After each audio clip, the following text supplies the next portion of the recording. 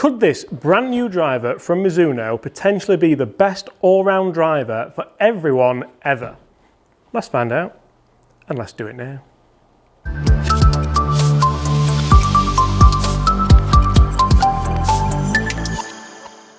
Hi guys, my name's James Robinson and welcome to this YouTube channel. In today's video, I'm testing the brand new Mizuno STG 220 driver, what could potentially be the best all-round driver for everyone ever. Let's start here. So this new offering from Mizuno is designed to sit in line with the STZ and STX drivers with one big difference: adjustability. Now the STG, the G stands for gravity, I think, because you'll see these 3 weight tracks on the back with 2 11-gram weights that you can move to adjust, you guessed it, the gravity or center thereof of this driver. Now that's all good and well. This isn't the only story that comes with the STG 220. You can see that the head looks absolutely tiny, and that might suit some people down to the ground. That was wonderful. This face is the 2nd generation SAT 2041 Beta TI face. And yes, I have had to read that off the website because it's a lot of information to take in. But what Mizuno say is that it is 17% stronger than the standard 6.4 commercial titanium, and that should result in hotter ball speeds, more distance, and together with the adjustment of this club, the best all-round driver for anyone ever. Okay, that one was a little bit left, but I do feel like that was more the pilot than the club. Now, when we talk about adjustments for this club, the weight track isn't the only adjustment. You can see on screen now that we do also have the loft and lie adjustment, so you can go upright, higher, standard and lower in about 50 million different options, and that's on there as well. I tried to remember every single one of those, and yeah,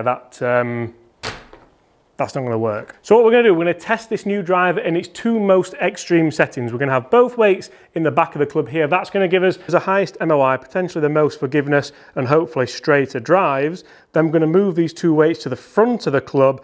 That's going to give us low spin. That's going to give us longer drives, and hopefully it's going to put a huge smile on my face. Now I mentioned that this head is smaller than a conventional driver head. That's because it is a little bit shorter back to front. It's a little bit deeper on the face. However, Mizuno have still used the allocated 360cc allowed for a driver head. So it's not smaller than a conventional driver head. It just looks it. The shaft, however, is shorter than a conventional driver shaft. We have this in 45 inches, which is about ½ an inch shorter than what you would usually see on the shelves.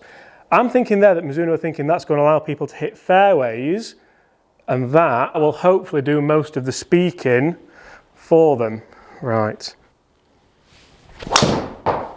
Oh, yes, please. Now, one thing Mizuno say about the STG 220 is when the weights move forward, and I quote, "A combination of 3 tracks and 2 movable weights enable the STG to morph into an ultra low spin bomber."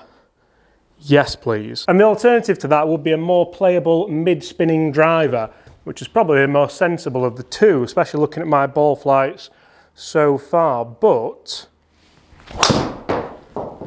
I'm really enjoying this. And this is with the weights back as well. So fair to say, mild success so far. Let's stop beating around the bush and let's turn this into an ultra low spin bomber. Now you do this by putting the weights as far forward as you can. You could put these in draw bias, you could put them in fade bias. For me, looking at those, fade bias would be a little bit more beneficial, but where is the fun in that? If you are doing this, make sure you don't lose these, because that wouldn't be ideal. 11 grams each would make, come on in there.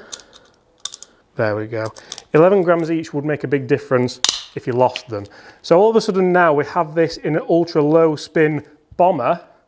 Love that. And I'm going to keep the loft setting just bang on 9 degrees. Remember, the shaft length is slightly shorter than standard, which actually caught me out in the first few shots. I was hitting them just a little bit heely, so moving ball position certainly helped. And I actually got fitted into a 55-inch shaft not long ago with the Titleist TSI 3. So this really should be about perfect. It's the same shaft, it's the same ideology of a short back to front head with quite a large face surface area. Low spin bomber. Oh, 1. Hate that.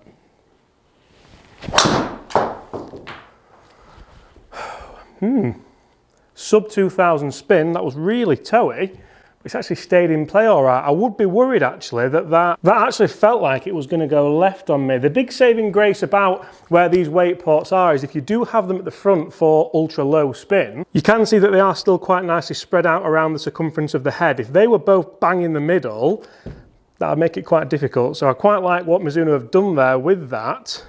Guys, comment below what setting would you have this Mizuno STG 220 driver on? Let me know. And also let me know how much difference do you think there will be in distance and in playability. Obviously I am only a person, this isn't machine testing. If it was, it'd be quite boring. That felt really good. No, still sub 2 spin, but that's 4 left. Oh yeah, how good is that? Oh, looking down at it, the head looks like a nice size for me. I quite like a kind of smaller looking driver head. It does sit just a touch open. I can't quite get that to sit as square as I would like it. I hover it anyway, so it's not too bad, but put it down, it just, yeah. And I do think that for me, I'm really enjoying the feel of this driver. I'm really enjoying the sound of it, the audio feedback, which is a huge thing for Mizuno with the drivers. I haven't really touched on it in this video, but you'll see we do still have the wave technology. We do still have that lovely carbon crown that Mizuno drivers have had for quite some time. I'm going to hit you this one, then I'm going to move the weights back just to make sure that it wasn't a bad batch of testing, which it could well be. Then I'll move them front, or back to the front, or back to front. I'll not show you all of that because I don't want to bore you too much. Then we'll look at the differences and see if this is the best driver for everyone, ever. Who knows? Oh, we'll have a bit of that.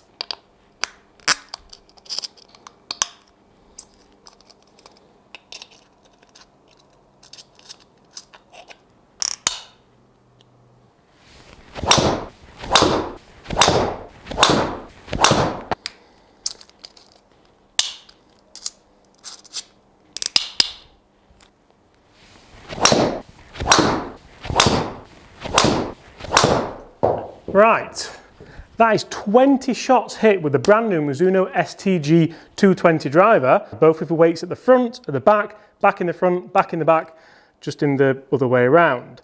How does it perform? Is it the best all-round driver for everyone ever? Is it the best adjustable driver for everyone ever? And what do I think? Let's take a look. So we'll start where we've just finished with the weights forward. Yeah, I haven't swung my best today. We've had some long ones out there. I've had some quite good shots, but we've also had, especially with the weights forward, some horrible snap hooks, which you'll know. Unless you're new here, it plagues me a little bit. And if you are new here, guys, subscribe, give us a like as well. As we move into the weight back, you'll see that it's not pretty, but those ball flights are a lot prettier than with the weights forward. A lot more consistent. We had some high ones with the weights forward, and we had some horrible low ones, as we said, but a lot more consistent with the weights back, which is what you would expect. So I think that's one up to forgiving, which breaks my heart. What about the numbers? So looking at all the shots as an average, you can see 276 with the weights back and 273 with the weights forward. Both of those I'm quite happy with. I've not swung it very well today at all. Actually a deviation in club head speed of nearly a mile an hour as well, which isn't that great for testing. Although the slower club head speed has provided the most distance, and the number you're all here to see, the spin rate. So 2.4 with the weights back and 2.3 with the weights forward, or 2.2 with the weights forward, should I say.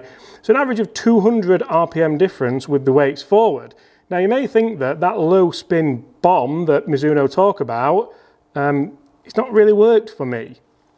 And there's a reason for that. You see, low spin bombs are fantastic when you're swinging well, when you're getting the ball out the middle of the face for nearly every shot. But for me, I've hit some kind of low, horrible hooks there that have kind of been taken out the air a little bit. They've just not reached the top of the flight. Now, I'm not saying that's because of the driver. That is going to be because of me. But there's certainly a reason why the more forgiving weight locations here have worked better for me today.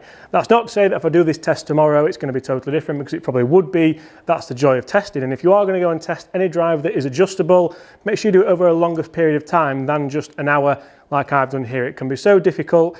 sometimes you might just swing totally different in a fitting than you do when you're out on the golf course, and that can be quite annoying for not just you but the fitter as well. So I'm going to go and test this on the golf course. I'm going to test it again in 2 different weight positions, see where the balls go out there, see if it's the same, and I hope you guys will come along for the ride. If you've enjoyed that, smash that subscribe button below. Also leave us a like. Guys, what are your thoughts on the new Mizuno STG 220 driver? And apart from that, I'll see you all tomorrow. I've never put a thumbs up in my life, but see you tomorrow.